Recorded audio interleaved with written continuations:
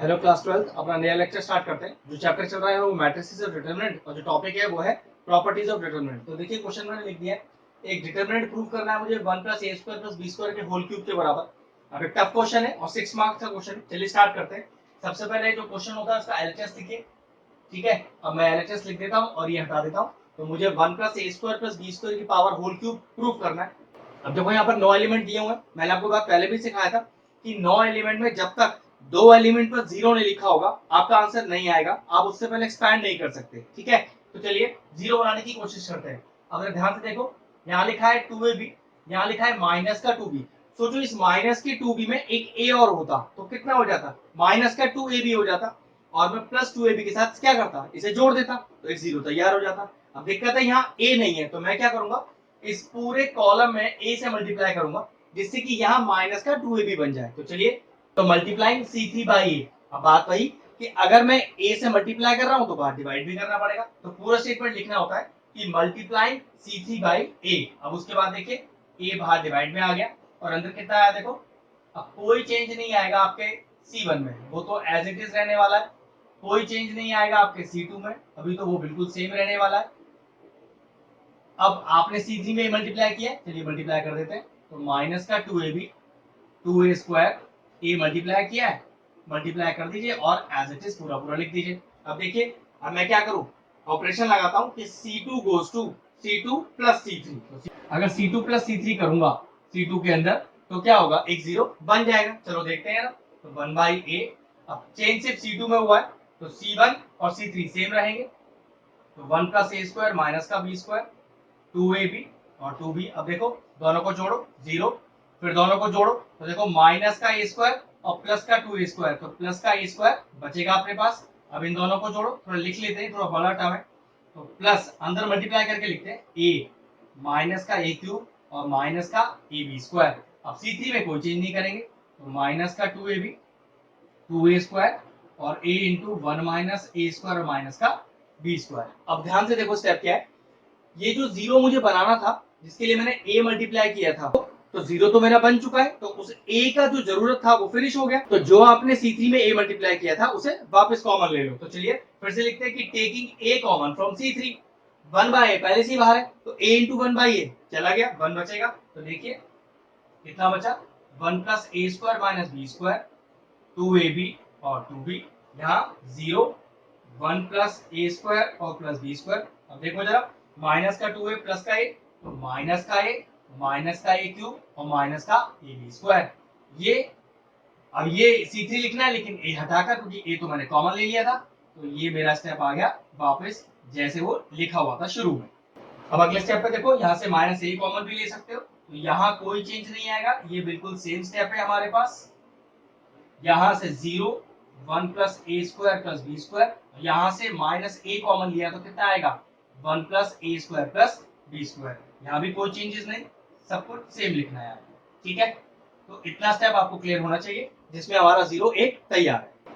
अब आप देखो C2 में, C2 में 1 + a² + b², 1 + a² + b² और 0 में से कुछ भी कॉमन आ सकता है। ठीक है, तो taking 1 + a² + b² common from C2, तो पूरा स्टेटमेंट लिखने के बाद कॉमन लेना है, इस चीज का ध्यान रखें। ठीक है, तो कॉमन लिया। अब देखिए क्या बचेगा आपके पास, तो ये बचेगा 1 + a² माइनस का b², फिर बचेगा आपके पास 2ab 2b। यहाँ देखो, यहाँ बचेगा 0, उसमें तो कुछ करना ही नहीं है, यहाँ 1 और यहाँ बचेगा -a, क्योंकि ये दोनों बाहर आ गए तो यहाँ 1 हो गया और यहाँ -a।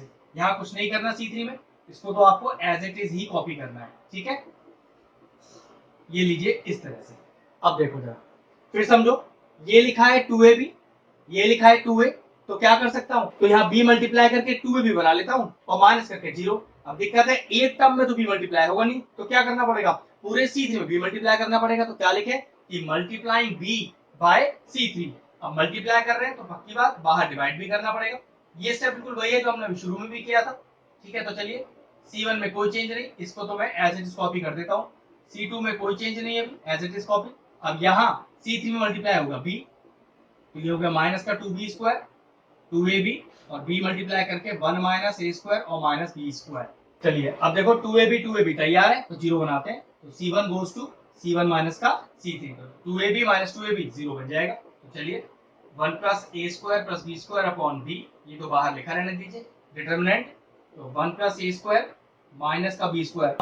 अब माइनस करना है C3, एक माइनस पहले से लगा हुआ है तो क्या हो गया प्लस का 2b square, 2ab minus 2ab 0। अब दोनों को माइनस करते हैं, क्योंकि तो बड़ा टर्म है तो क्या करते हैं माइनस करके लिख लेते हैं, अगले स्टेप पे सॉल्व कर लेंगे। तो माइनस बी 1 माइनस ए स्क्वायर और माइनस का बी स्क्वायर, कोई चेंज नहीं है यहाँ C2 में एज इट इज, कोई चेंज नहीं है यहाँ C3 में एज इट इज। इस चीज का ध्यान रखना, जो आपने ऑपरेशन लगाया है सिर्फ उसी में ही चेंज आएगा। अब देखो यहाँ पर जो हमें 0 बनाना था वो तो बन गया, तो जो b हमने मल्टीप्लाई किया था उसकी जरूरत खत्म हो गई, वापस b कॉमन ले लीजिए C3 से, तो चलिए b कॉमन लेते हैं। अब ये डिवाइड में b है तो क्या होगा ये चला जाएगा, तो कितना बचेगा देखो अपने पास, ये कुछ बचेगा इस तरह से।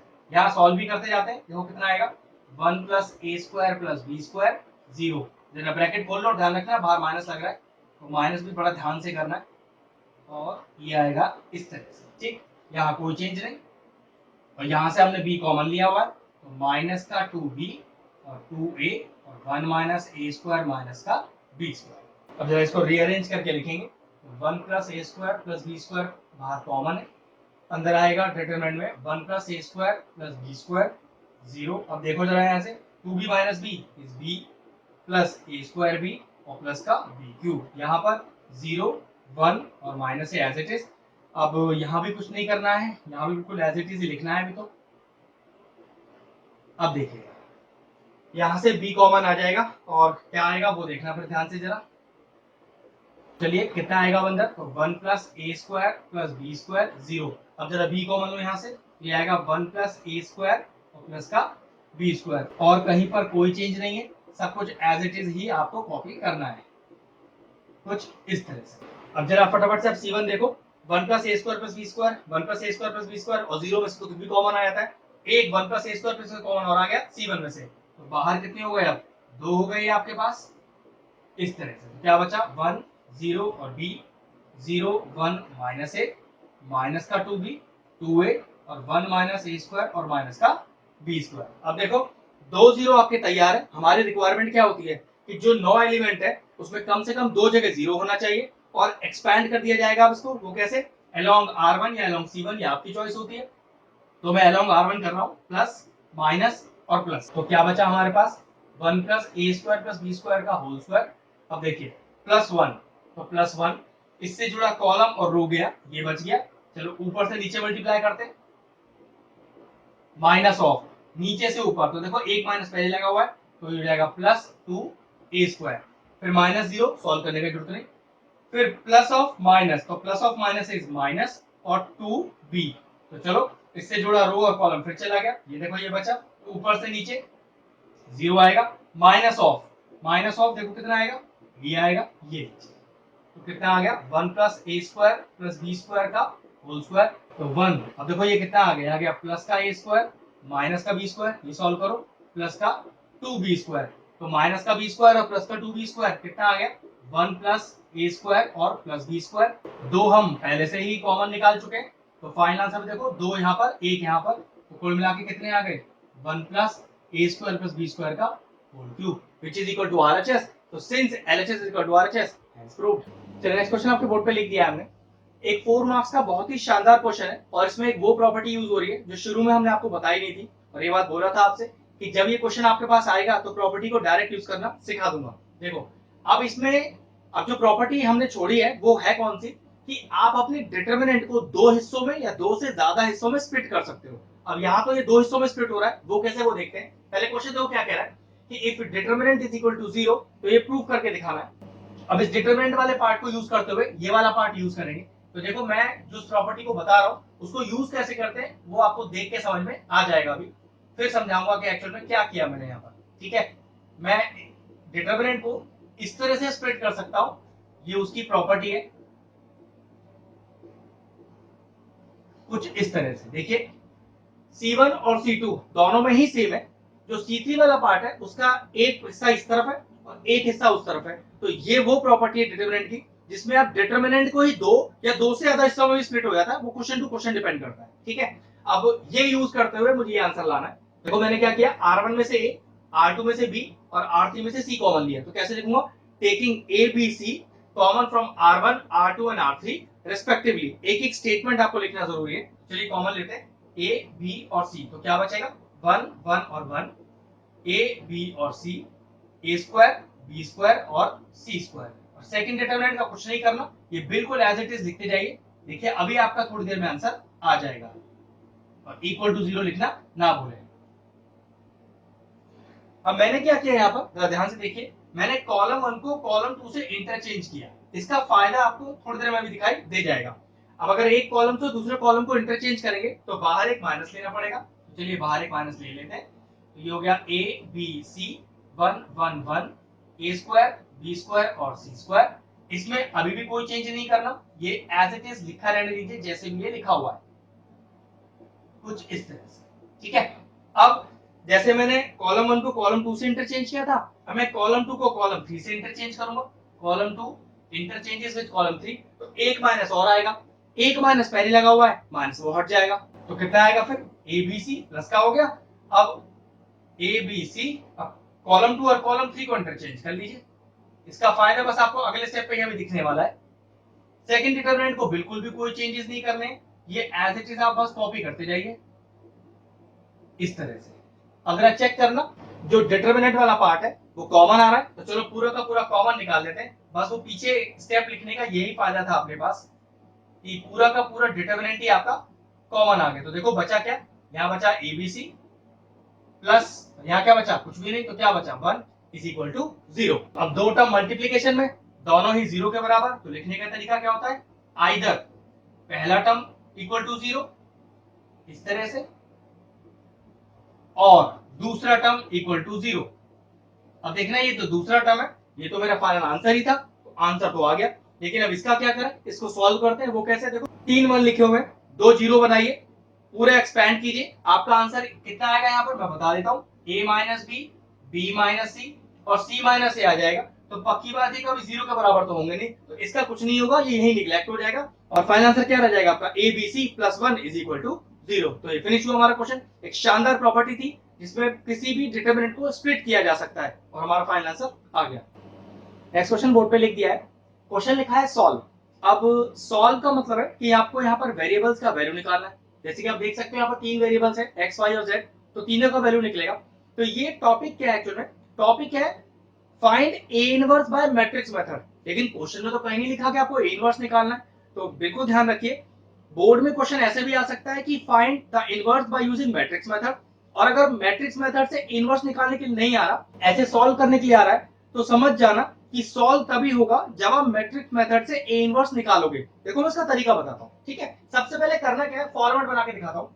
सबसे पहले देखो, इन सारी डिजिट्स को मैट्रिक्स फॉर्म में लिखते हैं। वो कैसे, देखो 6 1 -3, देखो कैसे लिखा, x का कोफिशिएंट, y का कोफिशिएंट, z का कोफिशिएंट, 6 1 -3। फिर नेक्स्ट देखो 1 3 और -2, ये सेकंड इक्वेशन के x y z के कोफिशिएंट। और थर्ड इक्वेशन के देखो 2 1 और 4, ठीक। फिर इनटू, क्योंकि सॉल्व करना है ना, x y z निकालना है, तो इनटू कौन कौन से वेरिएबल्स है, x y z इस तरह से, और इज इक्वल टू जो इक्वल के 3 टर्म्स है। ये लिखने का फॉर्मेट है, इस चीज को हमेशा ध्यान रखें, रट्टा लगा लें इस चीज को। अगर क्वेश्चन में मैट्रिक्स मेथड आता है या सॉल्व करने के लिए आता है, तो इसी मेथड से आपको चलना पड़ेगा। बस अंतर इतना है कि मैट्रिक्स मेथड से सिर्फ ए इनवर्स तक का क्वेश्चन आएगा और उसके बाद क्वेश्चन छोड़ देना है। मान लीजिए ये क्वेश्चन है, सॉल्व भी करना है, मैट्रिक्स मेथड से ए इनवर्स निकालने के बाद भी 2-3 स्टेप रह जाएंगे और आपका आंसर सॉल्व हो जाएगा। तो चलिए इस मैट्रिक्स को ए मान लेता हूं, इसको मैं x मान लेता हूं और इसको b मान लेता हूं। तो देखो कैसे लिख सकता हूं, x is equal to b upon a, obvious सी बात है, मल्टीप्लाई में तो डिवाइड में चला जाएगा, और ये ऊपर आ जाएगा तो कितना आएगा, देखो x is equal to a inverse b।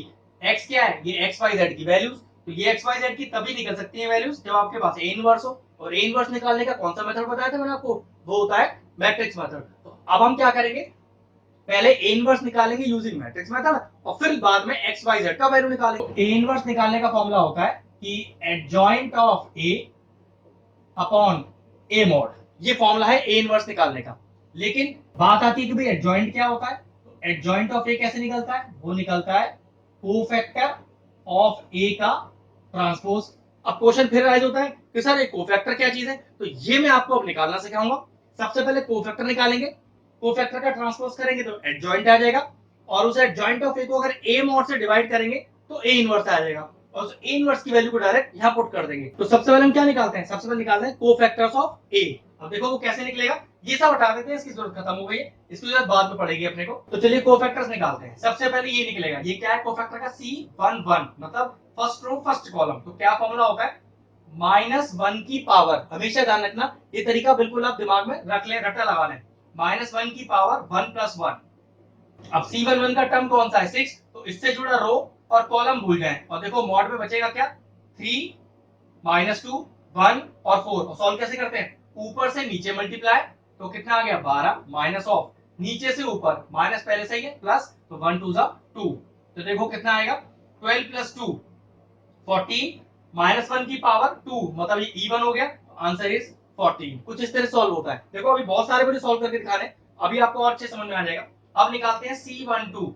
C12 का ये वाला टर्म है, तो फॉर्मूला -1 की पावर 1 + 2 ब्रैकेट में, इसको भी ब्रैकेट ही कर लो आप क्योंकि डिटरमिनेंट तो आप डायरेक्टली सॉल्व करके लिख रहे हो। अब C12 का टर्म ये है, तो इससे जुड़ा कॉलम और रो चला गया, क्या बचा, ये 4 टर्म बचे। तो कैसे मल्टीप्लाई करते हैं, ऊपर से नीचे मल्टीप्लाई 4 माइनस ऑफ नीचे से ऊपर, 2 2 4 लेकिन माइनस लगा हुआ है तो -4, माइनस लगा था प्लस हो गया 4, कितना आ गया 8। लेकिन देखना -1 की पावर 3 तो माइनस मौजूद रहेगा। नेक्स्ट C13 फॉर्मूला -1 की पावर 1 + 3 ब्रैकेट। अब C13 का टर्म कौन सा है, C13 का टर्म ये वाला है, ये हटाइए ये हटाइए, ऊपर से नीचे मल्टीप्लाई माइनस ऑफ नीचे से ऊपर, देखो कितना आया 1 - 6 इज -5, -1 की पावर 4 मतलब नेगेटिव तो चला गया, तो छोड़ दीजिए जो भी आपका आंसर है। अब नाउ C21 मतलब second row first column, second row first column, तो इससे जुड़ा रो और कॉलम गया, तो ये 4 टर्म बचे, कैसे लिखेंगे, -1 की पावर 2 + 1, ये तो लिखना ही पड़ेगा। अब ये और ये चला गया था, तो ऊपर से नीचे मल्टीप्लाई 4 माइनस ऑफ नीचे से ऊपर, तो -3 आएगा, माइनस पहले से ही है प्लस हो गया, ये आ गया 7 -1 की पावर 3 तो माइनस तो रहेगा रहेगा, तो आंसर आया -7। ये मैं आपको निकाल के दिखा रहा हूं कोफैक्टर्स। तो C22, अब C22 क्या है, सेकंड रो सेकंड कॉलम, ये वाला टर्म है, तो इससे जुड़ा रो और कॉलम गया, ठीक है। तो फॉर्मूला वही -1 की पावर 2 + 2 ब्रैकेट, ऊपर से नीचे मल्टीप्लाई 6 4 24 माइनस ऑफ नीचे से ऊपर, अब ये हो गया माइनस का 6 माइनस पहले ही है +6 30 हो गया। अब -1 की पावर 4 ऑब्वियस बात है नेगेटिव चला गया, तो 30 आपका आंसर आ जाएगा। Next C23 second row third column, second row है और थर्ड कॉलम मतलब इस टर्म की बात करें तो इससे जुड़ा रो और कॉलम गया, तो यहाँ फॉर्मूला क्या -1 की पावर 2 + 3 ब्रैकेट में 6 1 जा 6 माइनस ऑफ नीचे से ऊपर 2 1 जा 2, तो 6 - 2 इज 4, लेकिन नेगेटिव की पावर 5 तो नेगेटिव साइन आ जाएगा उसमें। नाउ C31 मतलब थर्ड रो फर्स्ट कॉलम, तो यहाँ पर आएगा -1 की पावर 3 + 1 ब्रैकेट। अब देखो इससे जुड़ा रो और इससे जुड़ा रो और कॉलम गया, तो ये बचा, मल्टीप्लाई करो ऊपर से नीचे मल्टीप्लाई, तो -2 माइनस ऑफ नीचे से ऊपर -9 आएगा, तो ये हो गया +9, ये हो गया आपका +7, माइनस की पावर इवन है 4 है ना पावर, तो यहाँ पॉजिटिव रहेगा, तो C32 तो -1 की पावर 3 + 2, चलिए ब्रैकेट चेक करते हैं। अब ये C32 का टर्म ये वाला है, थर्ड रो और सेकंड कॉलम, तो इससे जुड़ा रो और कॉलम गया, क्या बचा 6 2 12 लेकिन माइनस का, माइनस ऑफ 1 × -3 इस -3 माइनस लगा हुआ है तो +3, कितना आ गया देखो, ये आ गया -9। इधर अब चक्कर देखना, लेकिन अब दिक्कत देखो माइनस की पावर ऑड है तो माइनस आएगा, एक माइनस लगा हुआ है तो ये प्लस हो गया। C33 मतलब -1 की पावर 3 + 3, चलिए चेक करते हैं थर्ड रो थर्ड कॉलम, ये टर्म है, इससे जुड़ा रो और कॉलम गया, कितना आया 18 माइनस ऑफ नीचे से ऊपर 1, 18 - 1 17, अब माइनस की पावर इवन क्योंकि 6 है ना, तो आंसर कितना आएगा पॉजिटिव, तो यही आंसर रह जाएगा आपका। तो ये सारे मैंने आपको निकाल के दिए कोफैक्टर ऑफ ए, वो किस तरह से लिखेंगे देखो, C11 C2 C11 C12 C13 क्या नंबर है 14 -8 -5, 14 -8 -5, क्योंकि C11 ये टर्म होता है, C12 ये टर्म है और C13 ये वाला टर्म है। ऐसे देखो यहाँ पर -7 30 और -4 और 7 9 और 17, तो ये मेरे पास आ गए कोफैक्टर्स ऑफ ए। अब कोफैक्टर तो अगर ट्रांसपोज कर दूं तो क्या आ जाएगा, एडजॉइंट आ जाएगा, तो कोफैक्टर तो है, तो चलिए एडजॉइंट निकाल देते हैं। जो एडजॉइंट ऑफ ए, तो क्या होगा, इसको फैक्टर कर दो ट्रांसपोज। ट्रांसपोज का मतलब क्या होता है, चेंजिंग रोज इनटू कॉलम। तो चलिए, तो 14 -8 -5 आराम से कीजिएगा, -7 30 -4 7 9 और 17। ये ध्यान रखिए कि बोर्ड एग्जाम में इस टॉपिक से क्वेश्चन नहीं आएगा, ऐसा तो इम्पॉसिबल है। आज तक कभी नहीं हुआ कि मैट्रिक्स मेथड से कोई क्वेश्चन आए, 100% गारंटीड है। अब एडजॉइंट मेरे पास आ गया। अब एडजॉइंट को अगर मैं ए मॉड से डिवाइड कर दूं तो ए इनवर्स आ जाएगा। तो वही मैट्रिक्स को एक्सपैंड करते हैं, plus minus plus expanding along R1। तो चलिए +6 लिखा। अब इससे जुड़ा रो और कॉलम गया, जो बचा उसको कैसे मल्टीप्लाई करेंगे, ऊपर से नीचे मल्टीप्लाई, 12 माइनस ऑफ नीचे से ऊपर, तो +2 हो गया, क्योंकि देखो -2 आएगा, माइनस लगा हुआ था तो +2 हो गया। अब माइनस का 1, इससे जुड़ा रो और कॉलम गया, क्या बचा, 1 4 4 माइनस ऑफ नीचे से ऊपर, 1 + 4 और आ गया। अब plus into minus is minus, -3, फिर इससे जुड़ा रो और कॉलम गया, तो क्या बचा, 1 माइनस ऑफ 6। ठीक है, ये हो गया 6 इंटू 14 -1 इंटू 8 और -3 इंटू -5। कितना हो गया, 6 14 था, ये हो गया 84, माइनस का 8 और प्लस का 15। 84 और 15 जोड़ लेते हैं, तो ये हो गया आपका 9 और 99 माइनस का 8 और आपका 8 डिटरमिनेंट कितना आया, ये आया 91। तो आप क्या कर सकते हो, इसको यहाँ डालो, तो लिखेंगे A inverse is equal to 1 upon A mod है ना, और ए मॉड कितना है 91, तो लिखेगा 1 अपॉन 91। और यहाँ मैट्रिक्स में क्या, बिल्कुल same as it is copy कर दीजिए।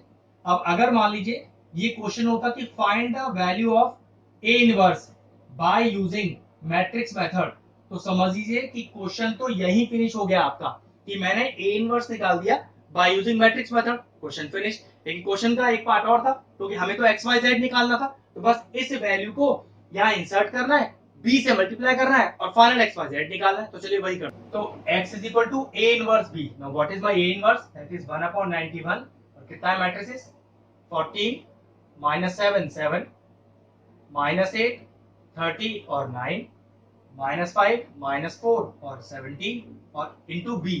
b कितना था, जो इक्वल टू वाला टर्म था, 5 5 और 8। अब सिंपल मैट्रिक्स मल्टीप्लिकेशन करना है और अपना फाइनल आंसर निकालना है। देखिए x is equal to 1 upon 91। तो चलिए फर्स्ट रो को फर्स्ट कॉलम से, पहले को पहले से मल्टीप्लाई, प्लस दूसरे को दूसरे से मल्टीप्लाई, प्लस तीसरे को तीसरे से मल्टीप्लाई, सेम फंडा है। तो 14 into 5 plus -7 into 5 plus 7 into 8। ठीक है, next second row first column, तो वही -8 इंटू 5 पहले को पहले से, 30 इंटू 5 दूसरे को दूसरे से, और 7 इंटू 9 इंटू 5 तीसरे को तीसरे से। ऐसे ही थर्ड रो फर्स्ट कॉलम, वही -5 into 5 plus -4 into 5 plus 17 into 8। अब चलिए नेक्स्ट स्टेप देखिए, तो ये कितना आएगा, 1 अपॉन 91 तो आएगा ही आएगा। आप देखो 14 5 था, ये हो गया 70। अब ये 7 5 35 लेकिन नेगेटिव, और 7 8 जा 56 लेकिन पॉजिटिव। यहाँ देखिए 8 5 40 नेगेटिव, 30 into 5 is 150 पॉजिटिव, और 8 9 जा 72 पॉजिटिव। यहाँ देखिए 5 5 25 लेकिन नेगेटिव, 5 4 20 लेकिन नेगेटिव, और 17 8 जा हो गया आपके पास 8 9 जा 8 7 जा 56 और 5 और 8 और 5 13 और वो भी पॉजिटिव। अब जरा इसको सॉल्व कर लेते हैं फटाफट से। तो 1 अपॉन 91 ब्रैकेट में देखो 70 माइनस 35 इज 35 और प्लस का 56। अब यहाँ -40 और प्लस 150 इज 110 प्लस 72। यहाँ देखिए यहाँ गया माइनस का 45 और प्लस का 136। अगला स्टेप देखिए, तो 1 अपॉन 91, तो ये हो गया 35 प्लस 56 इज 91, 110 प्लस 72 इज 182, और ये 136 minus 40 is again 91। Next step देखिए, तो x is equal to 1 upon 91 और यहाँ आ गया 91 182 और 91। इस x की जगह देखो मैं क्या लिख सकता हूँ, इसकी x की वैल्यू शुरू में हमने क्या लिखी थी, x y और z।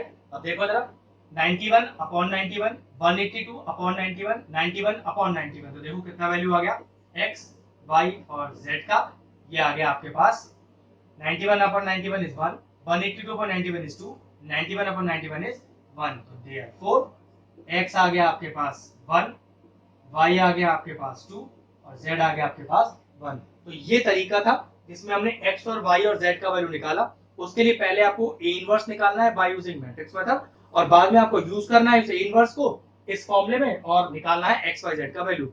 ऐसा भी हो सकता है कि क्वेश्चन सिर्फ ए इनवर्स निकालने के लिए है बाय यूजिंग मैट्रिक्स मेथड। तो ये क्वेश्चन फिनिश हुआ। चलिए नेक्स्ट क्वेश्चन क्या है हमारा। नेक्स्ट है हमारा find the A inverse by using ERT. ERT मतलब एलिमेंट्री रो ट्रांसफॉर्मेशन। ये ऐसा मेथड है जो बोर्ड एग्जाम में लिखकर आएगा कि आपको A inverse elementary row transformation से ही निकालना है। दो तरह से ए इनवर्स निकालना हमको आता है। एक तो है मैट्रिक्स मेथड जो हमने लास्ट क्वेश्चन में सीखा था, और एक है ईआरटी। ठीक है, अब इसका पैटर्न क्या है वो समझिएगा, पहले समझा देता हूँ। इसका जो फॉर्मेट है वो है a इज इक्वल टू आई ए। इस तरह से क्वेश्चन को सॉल्व करते हुए चलना है। वो कैसे देखो जरा। ए मतलब जो आपको मैट्रिक्स दिया हुआ है इस तरह से लिखते हैं जरा, फिर मैं बताऊंगा इसकी ट्रिक क्या है। Is equal to I is 1 0 0 0 1 0 0 0 1 और ए। अब लॉजिक क्या है वो समझ लो। लॉजिक ये है कि ये आइडेंटिटी मैट्रिक्स जो यहां बना हुआ है उसे आपको यहां बनाना है। जब ये पूरा मैट्रिक्स आई में चेंज हो जाएगा, मतलब आइडेंटिटी मैट्रिक्स में चेंज हो जाएगा, तो समझ जाना आपका आंसर आ गया। अब ये बनाना इतना आसान चीज नहीं है, इसके लिए पूरे कंसेप्ट है, बेसिक्स है, ध्यान रखते हैं। अगर आपने कंसेप्ट से इधर उधर कहीं भी हुए तो गड़बड़ हो जाएगा। होगा क्या, कहीं कोई टर्म बनेगा और कहीं से कोई टर्म अपने आप गायब हो जाएगा, तो ये ना हो उसके लिए ध्यान रखना है। अब सबसे पहले क्या करें, यहाँ वन बना हुआ है ना, तो यहाँ पर भी वन बना है। ये तो बहुत अच्छी बात है कि यहाँ पहले से वन है। ठीक है, नहीं होता तो वन ही बनाना पड़ता। इस वन के नीचे दो जीरो है, तो वन के नीचे दो जीरो बनाए, फिर बीच वाला वन बनाए, ऊपर नीचे के दो जीरो बनाए, फिर ये वाला वन बनाए और इसके ऊपर के दो जीरो बनाए। चलिए मैं वन बाय वन करके दिखाता हूँ आपको। ठीक है, अब नियम ये है कि पहला इसे वन बनना है। अब ये तो वन ऑलरेडी से बना हुआ है, बहुत अच्छी बात है। तो ये वन बना हुआ है, तो कंडीशन ये है कि इस वन के नीचे दो जीरो होने चाहिए। तो वन के नीचे दो जीरो होने चाहिए, और ध्यान रखना जो ऑपरेशन आप यहाँ लगाओगे वही ऑपरेशन आप यहाँ भी लगाओगे। रो टू गोज टू, क्योंकि आप चेंज रो टू में कर रहे हो। और एक चीज का और, एलिमेंट्री रो ट्रांसफॉर्मेशन है, तो किसी भी तरह से आप इसमें कॉलम ऑपरेशन नहीं लगा सकते, सिर्फ और सिर्फ रो ऑपरेशन लगा के आंसर को लेके आना है। तो देखिए R two goes to R two minus twice of R one, तो क्या करेंगे, आर वन का ट्वाइस करेंगे और आर टू में से माइनस कर देंगे। तो देखो आर वन में कोई चेंज नहीं, एज इट इज कॉपी कर दो। अब आर टू क्या है, आर टू क्या है, आर टू माइनस मतलब टू माइनस क्या, ट्वाइस ऑफ आर वन, तो टू माइनस टू जीरो। ऐसे देखो R two minus twice of R one minus one, तो कितना हो गया, ये प्लस टू हो गया। हैंड टू हैंड साइड में सॉल्व भी करते हैं। यहाँ देखिए R2 is 3 minus twice of R1, R1 is 2, तो 3 minus 4 that is equal to -1। अब R3 में तो कोई चेंज है नहीं, तो एज इट इज कॉपी हो जाएगा। इज इक्वल टू सेम, देखो यहाँ भी लगाना है ऑपरेशन यही वाला, R1 सेम, R2 देखो अब यहाँ पर क्या आएगा, देखो 0 minus 2 of 1 that is equal to -2। और यहाँ कितना आएगा देखो ऑपरेशन के हिसाब से 1 minus twice of 0 आएगा 1, और यहाँ तो 0 ही रहेगा, तो 0 0 और 1। तो देखिए वन के नीचे दो जीरो वाली रिक्वायरमेंट तो पूरी हो गई। अब क्या करना है, देखो ये वाला वन बीच में, ऊपर नीचे दो जीरो, तो यहाँ वन बीच में आना चाहिए और ऊपर नीचे दो जीरो आने चाहिए। तो देखो इस टू को वन कैसे बनाऊं, इस टू में से वन माइनस कर सकता हूँ तो वन आ जाएगा। लेकिन एक बात देखो, इस माइनस टू में अगर वन जोड़ दूं तब भी यहाँ वन ही आएगा, लेकिन एक दिक्कत है, देखो इसे भी जोड़ने पर यहाँ वन आ जाएगा। तो ध्यान रखना ऑपरेशन ऐसा लगाना, ऐसा ना हो कि आपने यहाँ वन बनाया तो यहाँ से आपने दो जीरो गायब कर लिए। ऐसा स्टेप करना है कि वन भी आ जाए और जो हमने ऑलरेडी पहले बना रखा है वन नीचे दो जीरो वो हटना नहीं चाहिए। ठीक है, तो मैंने क्या ऑपरेशन लगाया, R2 goes to R2 minus R3, R2 goes to R2 minus R3। एक चीज का ध्यान रखना है, ऑपरेशन सिर्फ रो ही लगेगा, और एक चीज का ऑपरेशन सिर्फ रो वाला ही लगेगा, और एक ऑपरेशन लगाते समय आप अपने बने हुए पहले जीरो या वन हट ना जाए आपके, ये भी ध्यान रखना है। ठीक है, तो चलिए R1 में कोई चेंज नहीं, 1 माइनस 1 2। अब R2 में दोनों को माइनस करना है, 0 माइनस कीजिए 1 माइनस कीजिए, तो -1 माइनस माइनस 1 तो +1, ये भी 0 आ जाएगा। 0 1 और -1, सेम ऑपरेशन इस तरफ लगेगा, 1 0 0, तो सब्ट्रैक्ट कीजिए -2 1 और -1, 0 0 और 1। अब देखो जरा वन तो तैयार है, अब यहाँ भी जीरो चाहिए और यहाँ भी जीरो चाहिए। ठीक है, फिर बाद में क्या करेंगे, यहाँ वन बनाएंगे और यहाँ दो जीरो लेंगे। अब देखो सबसे पहले यहाँ बना लेते हैं जीरो, क्या करें इन, अब यहाँ जीरो कैसे बनाए, देखो सिर्फ रो ऑपरेशन से इन दोनों को आपस में जोड़ लेते हैं। तो मैंने क्या किया, R1 goes to R1 plus का R2। ठीक है, तो चलो R1 प्लस R2 करते हैं, तो यहाँ 1 आएगा। यहाँ देखो दोनों को प्लस करो तो 0 आएगा, दोनों को प्लस करो तो 2 आएगा। अब यहाँ तो और अगले में तो अब कोई चेंज है ही नहीं, वो तो आप एज इट इज कॉपी कर सकते हैं। सेम ऑपरेशन इधर भी लगाना है, तो ये आपके पास आ गया दोनों को जोड़कर -1 1 और -1, यहाँ -2 1 और -1 0 0 और 1 और इनटू a। नेक्स्ट देखो, अब ये वाला नीचे वाला 1 0 बनाना है, क्योंकि 1 के नीचे ऊपर और नीचे, अब इस 1 के साथ ऊपर और नीचे 0 चाहिए था, ये तो बन गया। इसको बनाने के लिए क्या करें, इन दोनों को आपस में माइनस कर देते हैं, यहाँ 0 बन जाएगा। तो देखो ऑपरेशन क्या है, R3 goes to R3 minus का R2। तो चलिए R1 में तो कोई चेंज नहीं है, वो एज इट इज रहेगा। R2 में कोई चेंज नहीं है, वो एज इट इज रहेगा। अब देखिए दोनों को हमें सब्ट्रैक्ट करना है, तो 0 फिर 1 माइनस 1 0 और -1, और ये तो फिर -1 ही आएगा, 0 से कोई फर्क पड़ेगा ही नहीं। इधर भी लगाते हैं ऑपरेशन, तो -1 1 और -1, R1 में कोई चेंज नहीं, R2 में भी कोई चेंज नहीं है वैसे।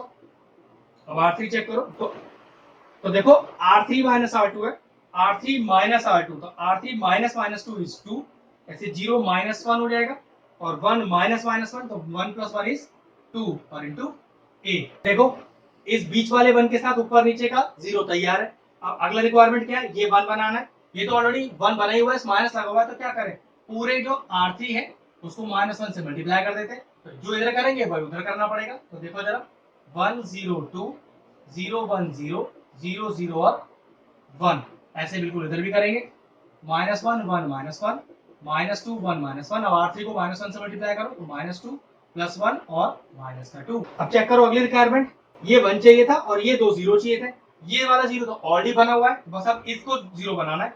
तो क्या करें, इसको ट्वाइस करके इससे माइनस कर देते हैं इससे, तो ठीक है। तो R1 goes to R1 minus twice of R3। याद रखना सिर्फ रो ऑपरेशन ही लगा सकते हैं, तो चेंज R1 में ही कर रहे हैं।